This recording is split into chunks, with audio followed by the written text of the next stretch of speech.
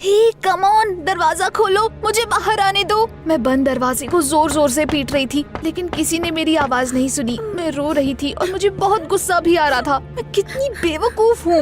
आखिर में मैं ठंडी जमीन पर अपने घुटनों को सीने से लगाकर बैठ गई। सब कुछ खत्म हो चुका था। It had all been for nothing. तभी अचानक दरवाजा खुला और मैं डर गई। नहीं, तुम नहीं। उसे देखकर मैंने पीछे जाना शुरू कर दिया। Let's pause for a second and I will tell you everything from the very beginning. Hi, मेरा नाम किम्बली है। मेरी मॉम एक फाइनेंसर है। उनका किसी नए ब्रांच में ट्रांसफर हो गया था, इसीलिए हमें न्यू जर्सी आना पड़ा। शुरू में मैं काफी अपसेट थी, क्योंकि इसकी वजह से मुझे अपने दोस्तों, स्कूल और एक अच्छी सी बास्केटबॉल टीम को छोड़ना पड़ा था। लेकिन फिर मुझे कुछ पता चला। एक महीने में New Jersey inter school basketball competition होने वाला था। One of the officials was going to be Ethan Hall, मेरे डैड। वो अपने स्पोर्ट्स करियर के लिए मुझे और मॉम को छोड़कर चले गए थे। मैंने सोच लिया था कि मुझे किसी भी कीमत पर उस कंपटीशन में पार्ट लेना ही है। मैं उन्हें दिखाना चाहती थी कि उनकी बेटी कितनी कूल है, और साथ ही जिस तरह से उन्होंने हमें ट्रीट किया उसका उन्हें रिग्रेट भी करवाना चाहती थी। मैंने बहुत अच्छे मूड में नए स्कूल में कदम रखा। मुझे घर पर ब्रेकफास्ट करने का भी टाइम नहीं मिला,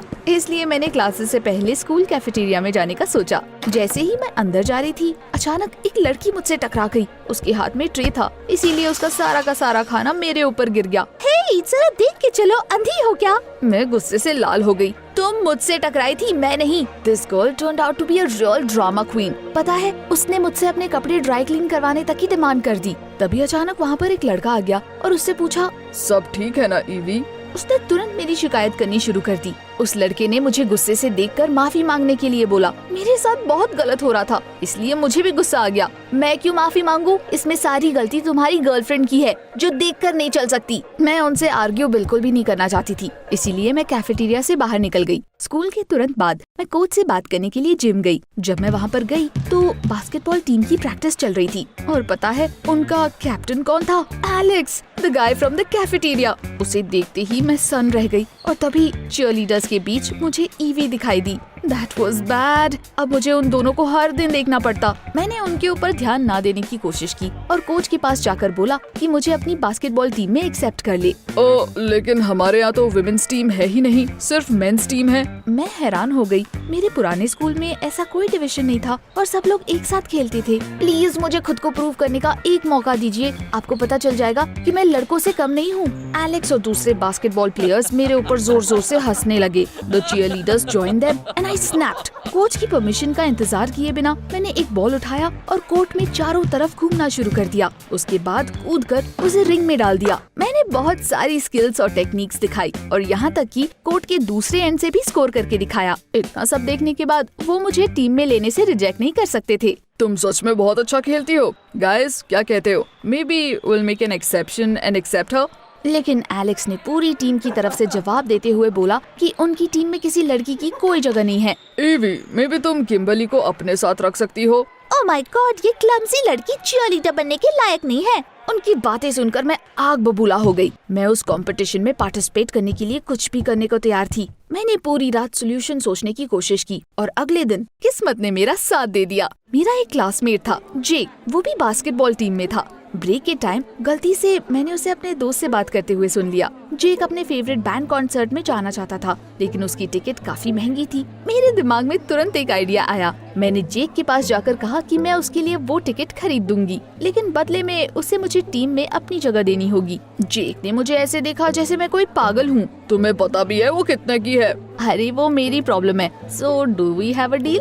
जेक ने थोड़ी देर सोचने के बाद मुझे हाँ बोल दिया। मेरे पास अलग अलग एथलीट्स के ऑटोग्राफ का एक पूरा कलेक्शन था। पैसे जुटाने के लिए मुझे उन्हें बस बेचना पड़ा। Of course I didn't want to part with my collection, but it was worth it. जब मैंने जेक को वो टिकट दिया तो उसकी खुशी का तो ठिकाना ही नहीं था। उसके बाद हम एक साथ कोच के पास गए और जेक ने कहा कि वो टीम छोड़कर जा रहा है। उसकी बात सुनकर कोच परेशान हो गए। बट हमारे पास तुम्हें रिप्लेस करने के लिए कोई नहीं है। वैसे भी तुम्हारी टीम बहुत वीक है। उसी वक्त मैंने उन्हें याद दिलाया कि मैं भी तो अच्छी प्लेयर हूँ और जेक की जगह ले सकती हूँ। कोच इसके लिए तैयार होने वाले थे। मैं मन ही मन अपनी जीत का जश्न मनाने लगी, लेकिन तभी अचानक एलेक्स बीच में आ गया। वो अपने साथ किसी दुबले पतले लड़के को लेकर आया था। सैम हमारी टीम का नया प्लेयर होगा। मुझे अपने कानों पर यकीन नहीं हुआ। क्या एलेक्स सच में सीरियस था? Sam was a head shorter than me and hardly knew how to ball. मैंने उससे कहा कि सैम हमें दिखाए कि वो कितना अच्छा प्लेयर है। एज एक्सपेक्टेड सैम ने एक भी बार स्कोर नहीं किया। बट यू नो व्हाट, उन्होंने मेरी जगह उसे टीम में रखा। मैं बहुत अपसेट थी। मैंने बेकार में ही अपना ऑटोग्राफ कलेक्शन बेच दिया और मेरा टीम में सिलेक्शन भी नहीं हुआ। लेकिन मैं हार मानने को तैयार नहीं थी। एक दिन मैंने देखा कि कोच एलेक्स को कुछ डॉक्यूमेंट्स कहीं पहुंचाने के लिए बोल रहे थे। तभी ईवी एलेक्स के पास गई और वो डिस्ट्रैक्ट होकर उन डॉक्यूमेंट्स को वहीं पर खिड़की में छोड़कर भूल गए। मैंने तुरंत उन्हें उठा लिया और वहाँ से चली गई। अगले दिन मैंने वो डॉक्यूमेंट्स कोच को पकड़ाते हुए कहा कि मुझे वो हॉलवे में पड़े हुए मिले। मैंने आपको इन्हें एलेक्स को देते हुए देखा था। He must have lost them। Coach बहुत नाराज हुए और मैंने सही समय देखकर उनसे बोला, क्या इतना इर्रिस्पॉन्सिबल लड़का टीम का कैप्टन बन सकता है? उसकी वजह से सब निराश होंगे। कोच ने कुछ भी नहीं बोला और एलेक्स को बुलाया। उन्होंने उसे बहुत देर तक डांटा और कहा कि उसे पूरे हफ्ते जिम की साफ सफाई करनी होगी। जब मुझे पता चला कि उसे बस इतनी ही सजा मिलने वाली थी, तब मैं शॉक्ड रह गई। So he wouldn't be expelled। मेरा प्लान फिर से फेल हो गया। मेरा मूड बहुत खराब था। मैं एक कैफे में आकर बैठ गई और केक ऑर्डर करके खाने लगी। तभी मेरी एक क्लासमेट मेरे सामने आकर बैठ गई। उसका नाम स्टेसी था। उसने प्यार से स्माइल करते हुए पूछा कि कहीं वहाँ पर कोई बैठा तो नहीं है। हमारे बीच बातें शुरू हो गई। मैंने सुना है कि तुम बास्केटबॉल टीम ज्वाइन करना चाहती हो, लेकिन उन्होंने तुम्हें टीम में नहीं लिया। पता है, हम दोनों की सिचुएशंस काफी मिलती जुलती है। मैं भी चीयरलीडर बनने के सपने देखा करती थी और बहुत प्रैक्टिस करती थी, लेकिन ईवी ने मेरा मजाक उड़ाकर मुझे टीम से बाहर निकाल दिया। वो बहुत घटिया लड़की है और उसने बहुत सी लड़कियों को ह्यूमिलिएट किया है। मैंने एक गहरी सांस लेकर कहा, यप, वो और एलेक्स बिल्कुल एक दूसरे के लिए बने हैं। I broke off a piece of cake, brought it to my mouth and froze। अचानक मेरे दिमाग में एक बहुत ही क्रेजी बट ब्रिलियंट आइडिया आया। बट ऑफ कोर्स मैंने ये पहले क्यों नहीं सोचा? वेल, अगर वो हमें अपनी टीम में एक्सेप्ट नहीं कर रहे हैं तो हमें अपनी टीम बनानी चाहिए। तुम चीयरलीडर बनना चाहती थी ना, लेकिन क्या तुम बास्केटबॉल में अपना हाथ आजमाना चाहती हो? स्टेसी मुझे हैरानी से देखने लगी। उसे बास्केटबॉल खेलने में कोई परेशानी नहीं थी, लेकिन उसे लग रहा था कि हम उसमें कामयाब नहीं होंगे। अरे लीव दैट टू मी। मैंने उसी दिन कोच के पास जाकर कहा कि मैं एक विमेन्स बास्केटबॉल टीम बनाना चाहती हूँ। उन्हें हैरानी तो हुई, लेकिन उन्होंने मुझे परमिशन दे दी। पर ये साफ था कि उन्हें हमारे ऊपर कोई खास भरोसा नहीं था। जल्दी ही स्टेसी और मैंने ट्राई आउट अनाउंस कर दिया। हमने पोस्टर्स प्रिंट करवाकर उन्हें स्कूल में टांग दिया। टाइम आने पर हम जिम में आकर कैंडिडेट्स का वेट करने लगे। ऑफ कोर्स एलेक्स भी अपनी टीम और चीयरलीडर्स के साथ हमें देखने आया था। वो बेंच पर बैठकर हमारा मजाक उड़ाकर हंस रहे थे। ये सब काफी अनोइंग था, लेकिन मैंने किसी तरह खुद को कंट्रोल किया। शुरू में कोई भी नहीं आया, मुझे चिंता हो रही थी। तभी कुछ लड़कियां जिम के अंदर आ गई। सच कहूँ तो वो बास्केटबॉल में उतनी अच्छी नहीं थी और अगली कैंडिडेट्स में भी कुछ खास दम नहीं था। बट इसी तरह हमारे ट्राईआउट्स घंटों तक चलते रहे, लेकिन आखिर में मैं एक टीम बनाने में कामयाब हो गई। उसमें ज्यादातर वो लड़कियां थी जो चीयरलीडर्स बनना चाहती थी। दूसरी कैंडिडेट्स के कंपैरिजन में वो थोड़ी बहुत एथलेटिक थी। बट यू नो व्हाट, मैं चुनौतियों से पीछे हटने वालों में से नहीं थी और अगले ही दिन मैं काम पर लग गई। मैं घंटों बास्केटबॉल थ्योरी पढ़ती रही, अलग अलग टेक्निक्स और टीचिंग मेथड्स के बारे में वीडियोस देखती रही और उसके बाद अपनी टीम को सिखाने गई। मैं खुद बहुत कड़ी प्रैक्टिस करती थी और लड़कियों से भी ऐसा ही करने की उम्मीद करती थी। लेकिन एक दिन वो इतनी थक गई कि उन्होंने क्विट करने का फैसला कर लिया। हमसे नहीं होगा, प्लीज, ये इम्पॉसिबल है। ये पॉसिबल है। क्या तुम ये साबित नहीं करना चाहती कि तुम लड़कों से कम नहीं हो? This is your chance to stick it to Evie. उसे दिखा दो कि उसने तुम लोगों को अपनी टीम में ना लेकर क्या खोया है। मैं उन लड़कियों को इंस्पायर करने में और खुद पर यकीन दिखाने में कामयाब हुई। कंपटीशन से हफ्ते भर पहले लड़कों की प्रैक्टिस के दौरान मैं उन्हें जिम लेकर गई। मैंने एलेक्स के पास जाकर उसे चैलेंज किया, let's play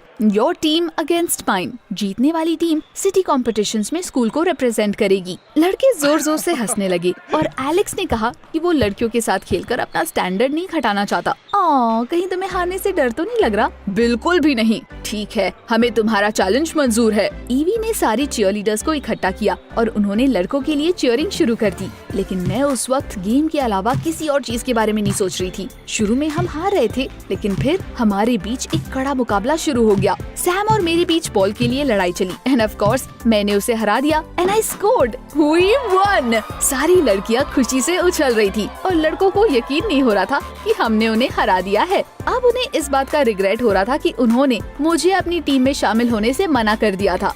I was beyond proud of myself and my girls as well। School से बाहर निकलते वक्त अचानक एलेक्स मेरे पास आया। मुझे लगा वो मुझे कुछ बुरा भला सुनाने के लिए आया है, लेकिन हैरानी की बात तो ये थी कि वो वहाँ पर मुझे कंग्रेचुलेट करने आया था। I'm so sorry that I laughed at you। तुम सच में बहुत अच्छी हो। मैं हैरान थी, अचानक उसका मन कैसे बदल गया। तभी ईवी स्कूल से बाहर निकली और हमारी बातचीत इंटरप्ट हो गई। वो एलेक्स को गले लगाना चाहती थी, लेकिन पता नहीं क्यों उसने झटके से उसे दूर कर दिया। कंपटीशन वाले दिन मैं बहुत नर्वस थी। मैं बार बार अपने तकिए के नीचे रखी डैड की पिक्चर देख रही थी। Now he would finally see me and understand everything। अचानक ब्रेकफास्ट के वक्त स्टेसी का मुझे कॉल आया। उसे अपनी आंट के यहाँ से कुछ लेकर आना था, लेकिन उसके पास इसके लिए टाइम नहीं था, इसीलिए उसने मुझे वहाँ पर जाने के लिए बोला। मैं थोड़ा फ्री थी इसीलिए मान गई। मैं उसके दिए हुए एड्रेस पर पहुँच गई, लेकिन मुझे कुछ समझ नहीं आया क्योंकि वहाँ पर कोई घर नहीं बल्कि एक बिल्डिंग थी, जिसे देखकर ऐसा लग रहा था कि वहाँ पर शायद कोई भी नहीं रहता। मैं थोड़ा घबरा रही थी, लेकिन फिर भी अंदर चली गई।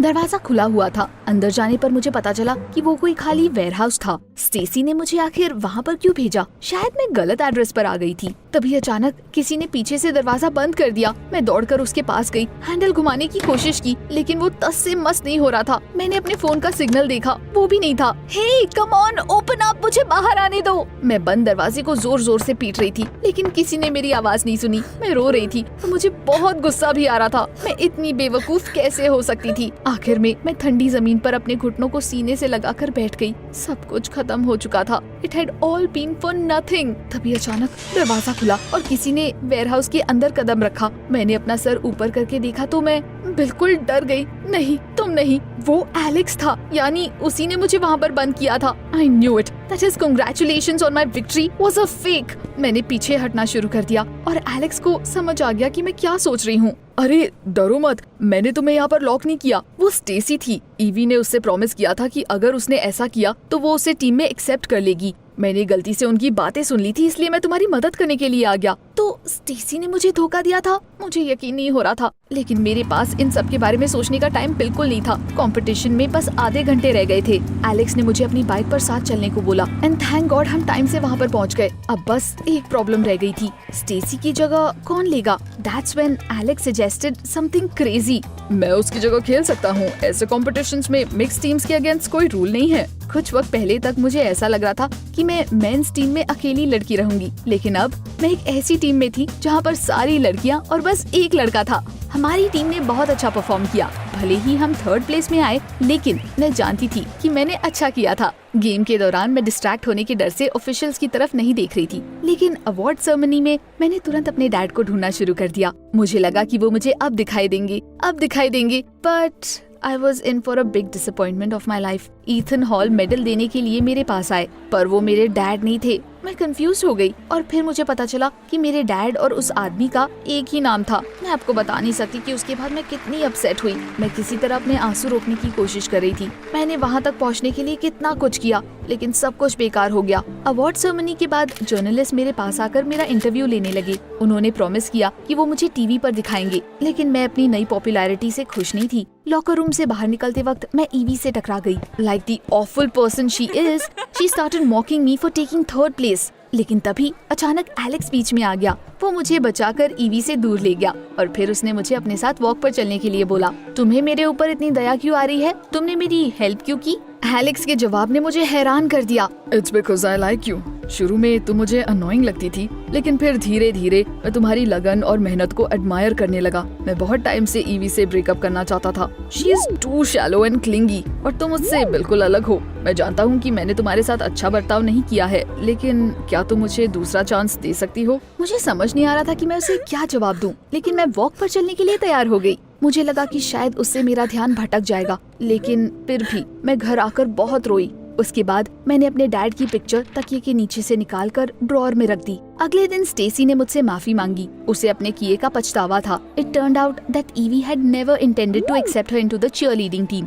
थोड़ा सोचने के बाद मैंने उसे माफ कर दिया। आफ्टर ऑल कुछ टाइम पहले तक मैं भी अपने ड्रीम के लिए कुछ भी करने को तैयार थी। स्टेसी और मैंने फिर से बात करनी शुरू कर दी। मैं अक्सर एलेक्स के साथ घूमने जाने लगी और आखिर में मुझे रियलाइज हुआ that even I like him. एक दिन स्कूल से घर आने के बाद मुझे कुछ आवाजें सुनाई दी। मैंने लिविंग रूम में जाकर देखा तो मुझे अपनी आंखों पर यकीन नहीं हुआ। सोफे पर मेरी मॉम के साथ मेरे डैड बैठे हुए थे। I was so stunned, I froze up and even stopped breathing for a second, I guess. क्या वो सचमुच वहाँ पर थे या मैं कोई सपना देख रही थी? वो तुरंत अपनी जगह से उठकर खड़े हो गए। किम्बरली, मॉम ने हमें अकेला छोड़ दिया। डैड ने इतने टाइम तक मुझसे दूर रहने के लिए मुझसे माफी मांगी। उन्होंने बताया कि उन्होंने मुझे टीवी पर देखा और उन्हें मुझ पर बहुत गर्व था।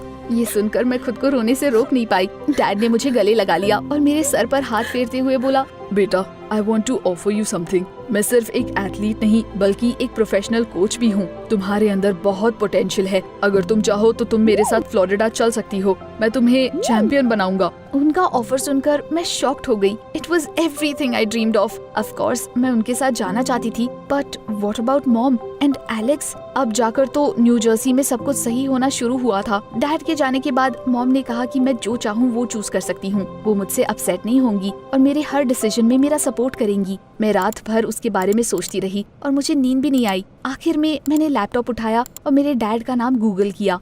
I knew all the articles about him practically by heart. लेकिन तभी अचानक मुझे एक नया आर्टिकल दिखाई दिया। जर्नलिस्ट का कहना था कि मेरे डैड का करियर डूब रहा है। उनके ऊपर बहुत सारा कर्ज था और उनकी हालत ठीक नहीं चल रही थी। But how is it possible? मेरे डैड तो बहुत सक्सेसफुल थे। तभी अचानक मेरे दिमाग में एक बहुत ही बुरा ख्याल आया। कहीं डैड को मेरे बजाय मेरी सक्सेस में इंटरेस्ट तो नहीं था? कहीं वो मुझसे पैसे कमाने तो नहीं आए थे? उन्होंने क्या कहा था, तुम्हारे अंदर बहुत पोटेंशियल है। इन थॉट्स ने मुझे परेशान कर दिया। मुझे समझ नहीं आ रहा कि मैं क्या करूं। मुझे अपने डैड का यकीन करना चाहिए या नहीं? आपको क्या लगता है? Any advice?